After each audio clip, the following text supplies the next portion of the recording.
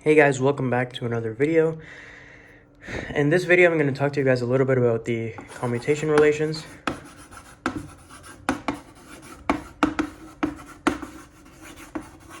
And really what I want to talk about is how we can use the commutation relations. In this case, it's going to be the commutation relations of the of this following set. You have Ji, or I. Right, so we're interested in understanding the spectrum, or really also, further information, but really the commutation relations, what they do is help us understand the spectrum of any angular momentum operator, right? And what I mean by that is what you could say, an operator that, follows the angular momentum algebra, such as the orbital angular momentum operator or the spin operator, okay? And we're going to see how knowing the knowledge of the commutation relations can give us knowledge of the spectrum associated with each observable. And in particular, what we're going to manage to derive is that the pure point spectrum,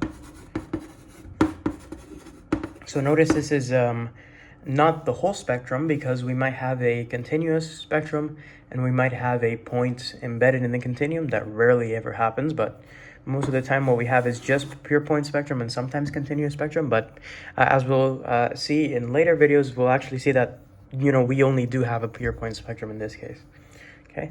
And we'll see that the pure point spectrum lies in of any angular momentum operator. So I could have spin, as far as we know right now in this series, there's only spin and angular momentum, and as far as I know, those are the two forms of, we should say the two angular momentum operators, and that they lie in z half.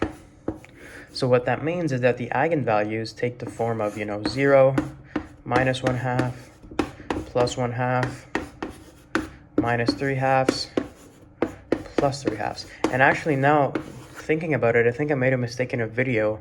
In one of the videos where I said we could have 3/4 spin angular momentum, I probably meant 3/2. Sorry for that, but yeah, okay, so let's see. Now, okay, it's still a little bit wet, so I don't have to go wet it.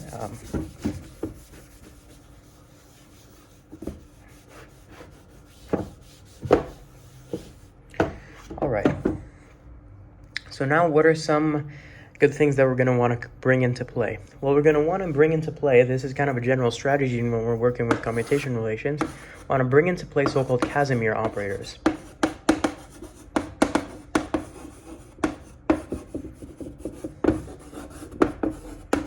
And why are they useful? Well, the reason being is that Casimir operators are by definition operators that commute with the angular momentum set. So we can label it, say, omega is a Casimir operator. It commutes with all the ji's to give 0. Why is this going to come into play? This is going to come into play because we know that there's a theorem in linear algebra when we have when two operators commute. This means that they share common eigenvectors.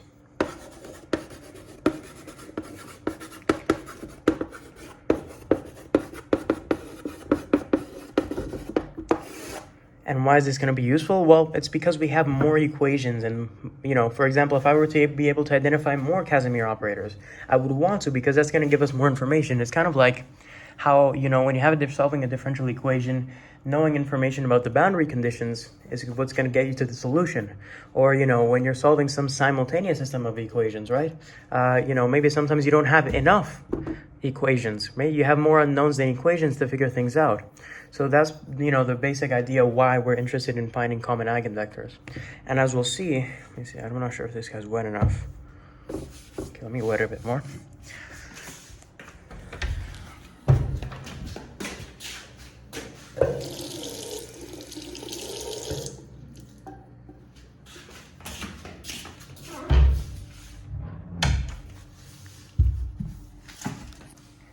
And as we'll see, this comes to be quite a good idea.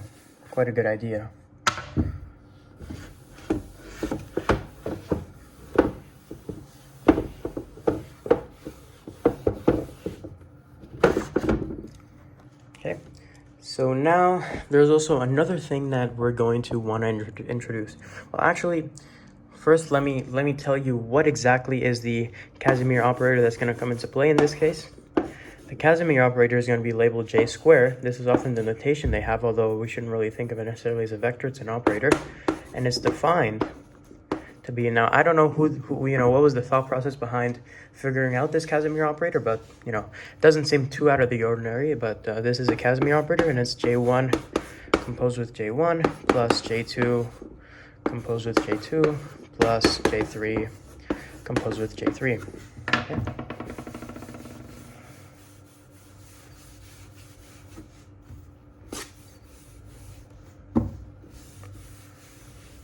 Now there's one other thing that we're going to want to bring into play.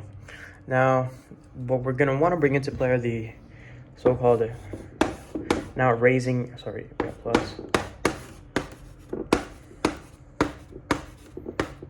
raising and lowering operators. Now, these guys really at least have the, we could say, physical interpretation of raising and lowering states, right? So just like, when we were dealing with the harmonic oscillator, that, if you're watching this video, you probably already learned about the harmonic oscillator. But in the harmonic oscillator, we have annihilation and creation operators, and, they have the interpretation of being ladder operators that when they act on a state, they make us go up a state, okay? And so do these guys, and these guys have the same interpretation, except now they are for, through the eyes of angular momentum, in the world of angular momentum.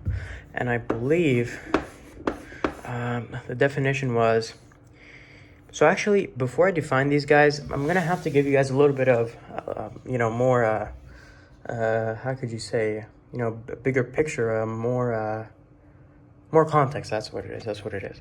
So we're going to introduce these so-called operators before defining them, because what we're going to do is so we have J3 here. This is how they do it in lecture. We're going to replace this set of observables. Is going to replace the original set that we had, J1, J2, right? This was the algebra that we had, the commutation relations we started off with, and we were trying to get information from them. And it's useful to, instead of working with these commutation relations, work with these commutation relations. And by how we're going to define J plus and J minus, they're going to be defined in terms of J1 and J2.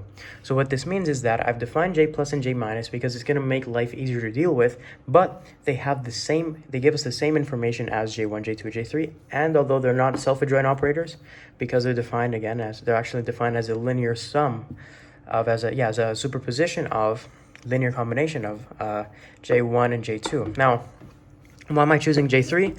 No particular reason. It just happens, it's just, I could have put J2 here, right? And if I put J2, the definition of, actually, let me define these guys now. Okay, hold on. Believe it is now J1 plus I J2, and this guy is defined as I think it's still J1 minus I J2, right? This gives us, sort of simultaneous equations, and if we really wanted to, knowing information of these guys is enough to know information about J1 and J2, which are our observables. Now, if I would have, instead of J3, have put J2 here, then I would have to slightly alter my definition for these guys. Would be, I'll switch J2 with J3, right? So my definition of these guys would have to slightly alter. Okay, so let me erase this again. I'll be back in a second.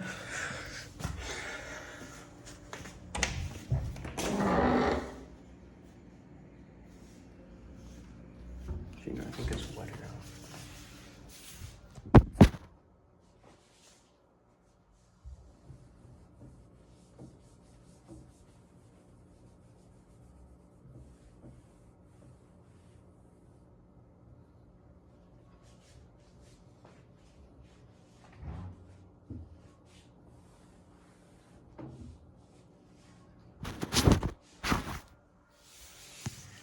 Wait, it's flipped around. Oh no, I don't know if I think it was this way the whole time. Something else that's really important is that, and by making this switch to that set that we looked at versus now this set, what's interesting is that still the Casimir operator we define, J squared, commutes with J plus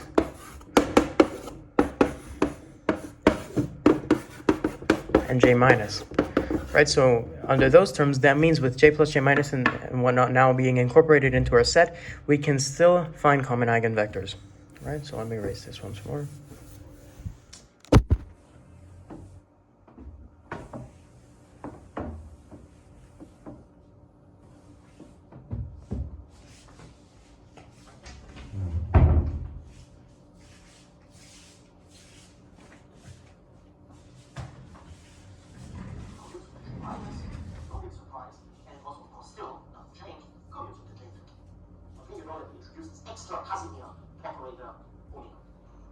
These are all just very simple facts. Once we go down this route, it's just immediate.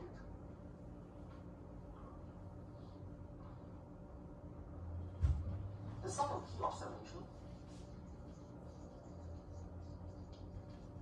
obviously there's no difference between observation and key observation, other than that you pay more attention as it's a key observation. The key observation is that the omega can be written in two ways.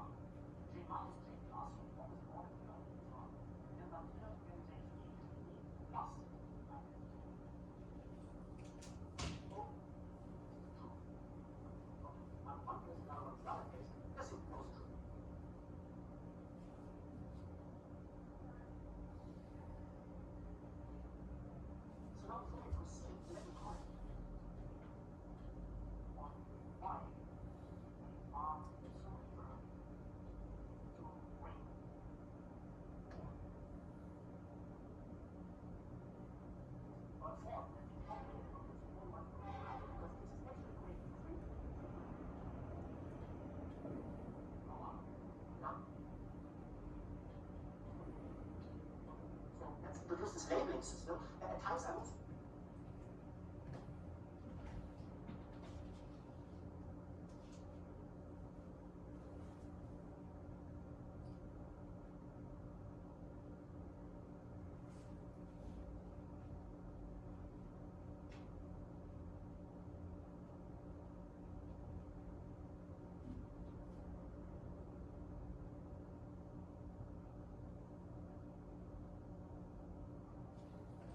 suppress it because it just increases the writing, but in order to circle them.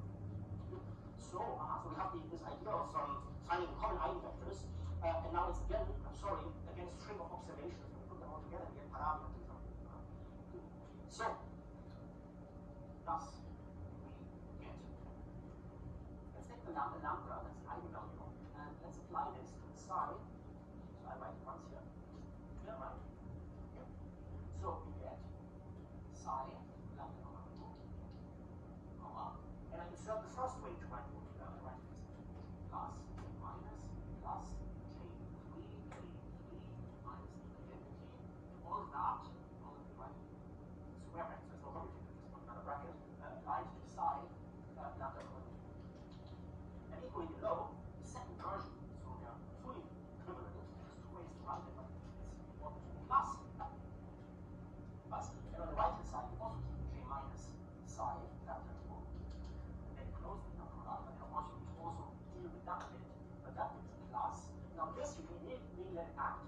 This acts by j.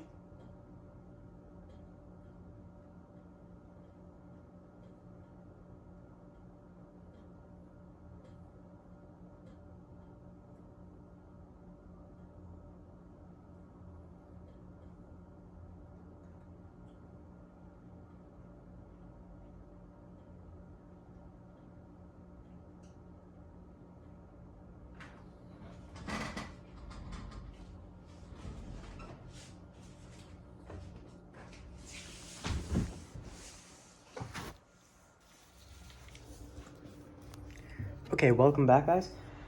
So now, another quick thing to note is that, again, by virtue of how j plus and j minus are defined, we can likewise, rewrite our Casimir operator, which I'm calling omega, which, was the j squared we defined, can be, again, I'm not going to write it out now, but, it can be rewritten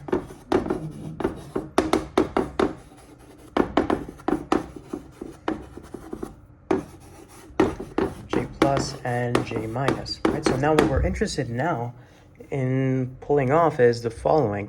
So we saw that since this guy's a Casimir operator, commutes with a set of, angular momentum observables. Well, the angular momentum observable that we're left with in our set is J3, because we picked that out. So that means that it's going to be common eigenvector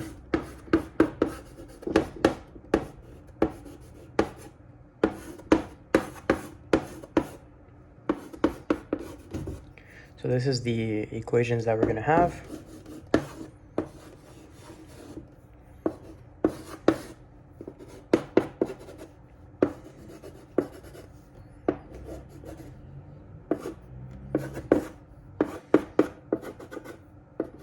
Supposed to be a mu here.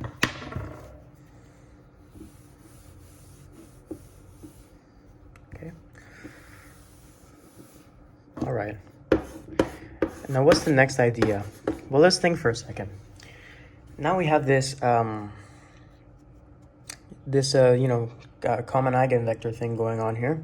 How can we extract information from it? Well, one useful thing would be if we can manage to pull off, and the way that they do it in the lecture, which is, natural way, is to say, hey, now that I have two of these guys, perhaps I can, in some way or another, figure out what one eigenvalue, lambda, is in terms of something, some linear combination or something times the other one. This is supposed to be a mu, right? So that's the idea that we're going to want to extract from this, okay? And we'll see just in a second how we can do that. Actually, let me erase this part. How exactly we're able to extract such information? Well, we know by virtue of how the Casimir operator is defined, we can compute the following object. And you'll see in a second what I'm trying to say. This inner product. Sorry. Right now, because this is a scalar, this guy can hop in. But now that it hops in, it has to transfer. We transfer it to by this equation to the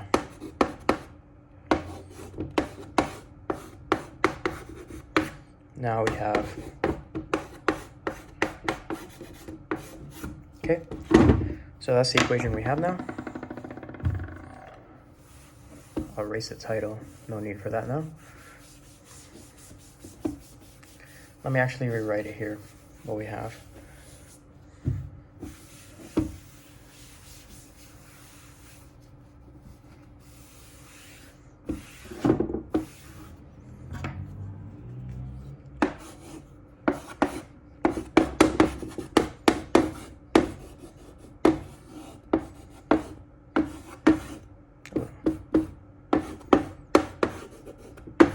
Right now, what we're going to want to do is we're going to want to, write this guy out in terms of its and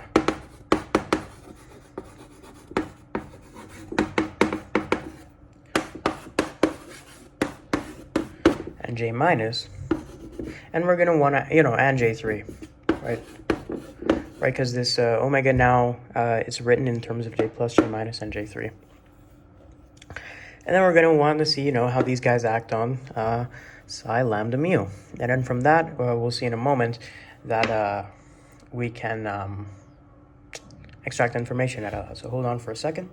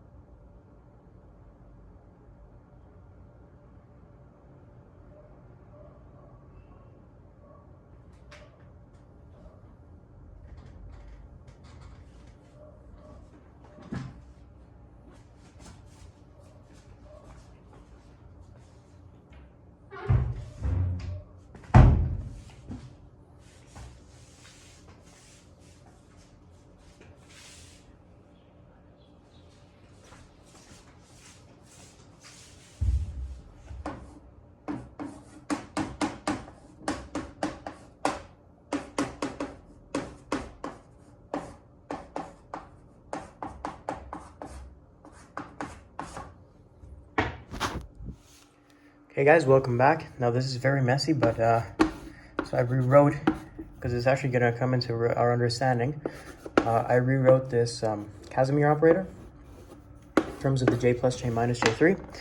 And okay, so why is it going to come into play? Well, because now as we act on it, what are we going to have? Well, from the j3 and from the j3, this is really what's going to make the point, because we know that this part of the Casimir operator is what's really interesting, because we know that when it acts on a vector, this part right here is going to produce mu plus 1 times psi, right? And this part's going to interest us because you know that's j3 was the common eigenvector, common, I guess you could say, operator with the omega, and this information is going to be really valuable. Now the question is, now we have these guys, screwing us over a little bit, we wanted to find an expression between the lambda, so the lambda equation, remember, we'll try to write it, was this, okay, so it's terrible, but this is where we started off, and now we have something, we have mu here. Now, how do we get rid of these guys? Is the question that we want to answer. Hold on a second. I'm going to have to erase the board here. My bad. Erase this stuff as well for now.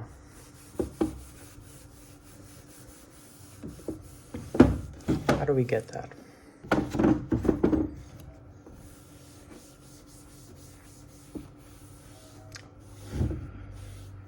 How do we get rid of those guys?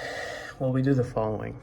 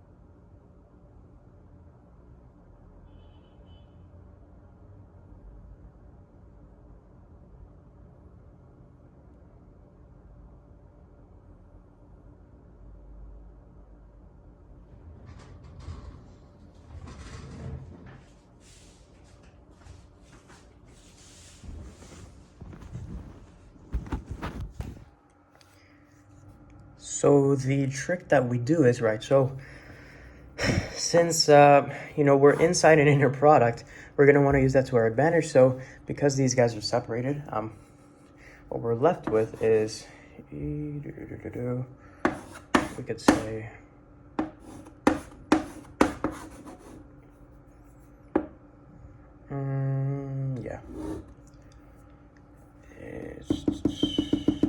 it's actually, yeah, okay.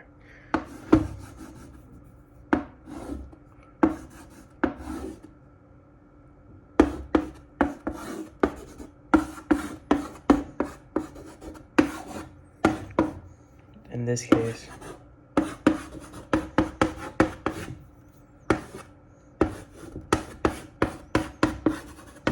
sorry for the mess, guys. Promise after this challenge I'm going to make better videos. Okay, so what the heck is this on here? Okay, and so what's the idea now?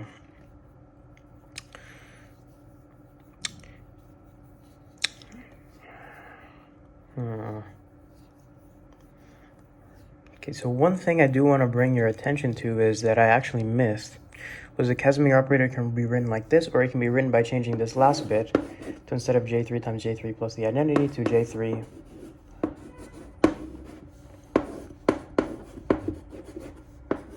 minus the identity on our space. This could be useful because now we have more information. Okay, now we have two ways to write that guy. Now this thing,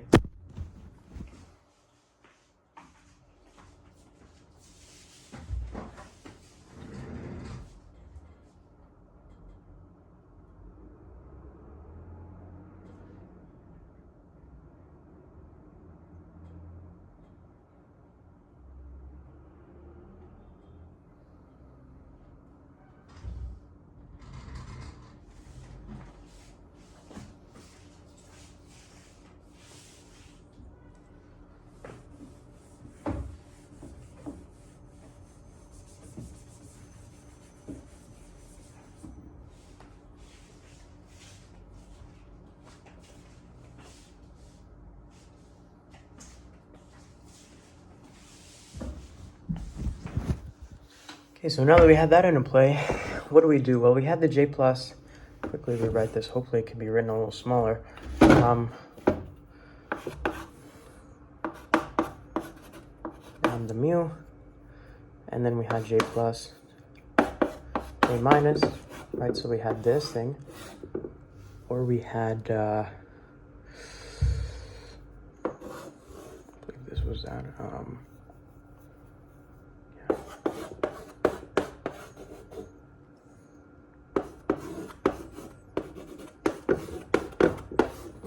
Right?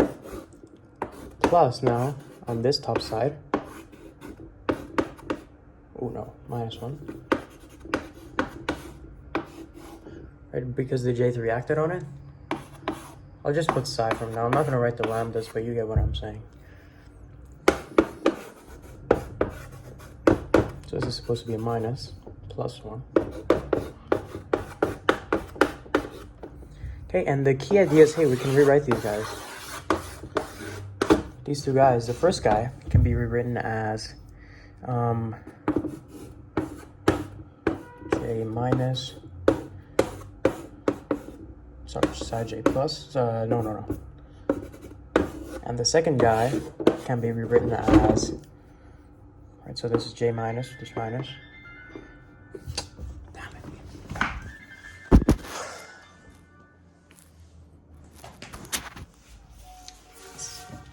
And the second guy can be rewritten as psi j plus, psi, oh shit, my bad. Oh, what are you doing, man? Must be like drunk or something. Hold on a second, guys. Let me write this in a better way.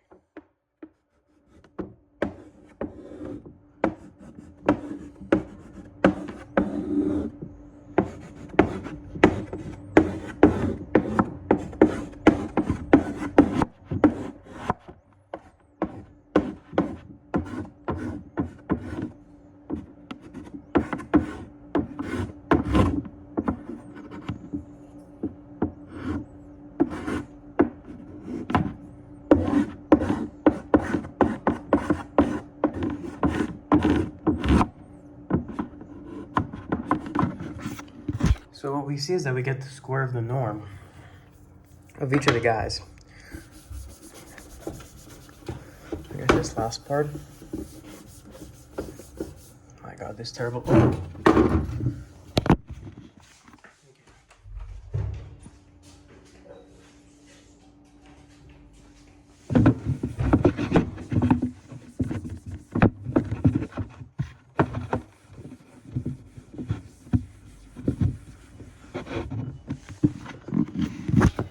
Okay, so what do we have?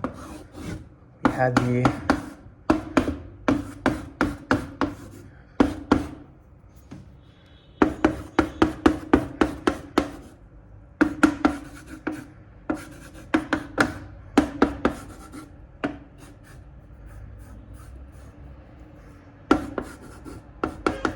skip this step, by the way. It's the norm squared because then we had a inner product here and then divided by the inner product, right? So we had, you know, for example, j minus psi,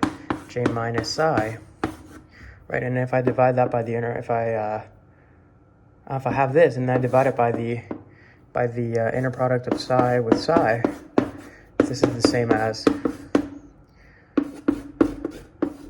right? And why could I divide? Because I had a inner product on these guys too that canceled out. Okay, so now why is this useful? Now we have that lambda. Right, so what are these guys? This is the square, the norm squared of something. So what this means, these quantities are just quantities greater than or equal to 0. So what does that mean? That lambda is greater than or equal to mu and mu plus 1. This is an important equation, okay? And this can actually be written as, right, because we have a minus and a plus 1, as the absolute value of mu times the absolute value of mu plus 1. Okay, very messy, but anyways, that's what I wanted to get done for this video. I'm actually running out of time with this phone. This has kind of a limit, so I'm going to make another video finishing this off, all right?